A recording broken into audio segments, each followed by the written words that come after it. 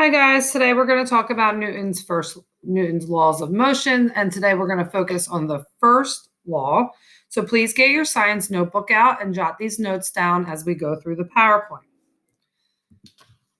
So while most people don't know or know what Newton's laws say, most people do not know what they mean or simply do not believe what they mean.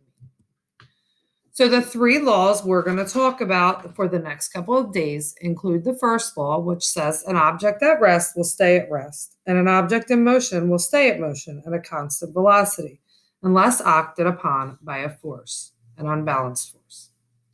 The second law states that force equals mass times acceleration, and Newton's third law states that for every action, there is an equal and opposite reaction. The first law of motion is also called the law of inertia. This states that an object that is at rest will stay at rest, and an object in motion will stay in motion at a constant velocity unless you act on it by another force. Inertia is the tendency of an object to resist change in velocity, whether it's in motion or motionless. So for example, these pumpkins sitting on the trailer will not move unless acted on by an unbalanced force. Once airborne, unless acted on by an unbalanced force like gravity and air fluid friction, a golf ball would never stop. So once it's hit, it would keep going. However, we know that that doesn't happen because gravity pulls it down and the air slows it down.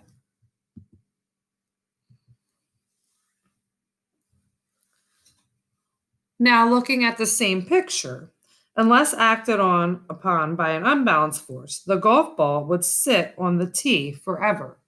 So here we have the golf ball sitting, and notice the golf ball would continue to sit until it's hit.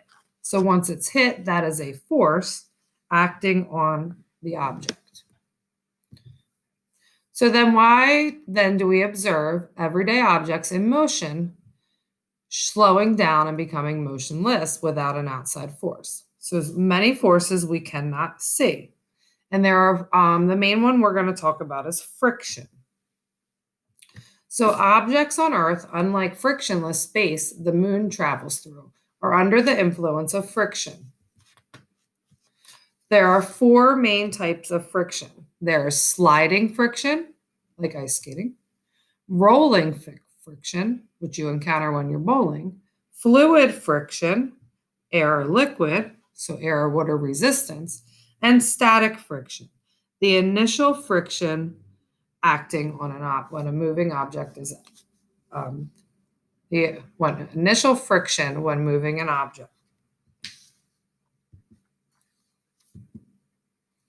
For example, when you slide a book across the table and watch it slide to a rest position, the book comes to a rest because of the presence of a force that is being applied.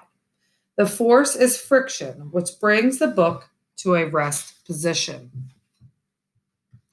In the absence of a force of friction, the book would continue in motion in the same speed and direction forever, or at least until it got to the end of the table and fell off. So Newton's first law and you. So don't let this be you. Wearing your seatbelt is one of the easiest examples of the way to remember Newton's first law. Because of inertia, objects, including you, resist changes in their motion. So if a car is going 80 miles per hour and is stopped by a brick wall, your body would continue to move at 80 miles an hour like this gentleman is. Out of the car, over the car, in continual motion.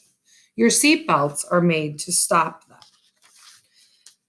So once you have all your notes done, you are going to complete a worksheet on Newton's laws. So you're going to open this law or this worksheet with your Kami, okay? And you are going to answer the questions on the picture. We will go over the picture when we get to our meet this afternoon, so please make sure you have it done in time for our meet. Have a great day.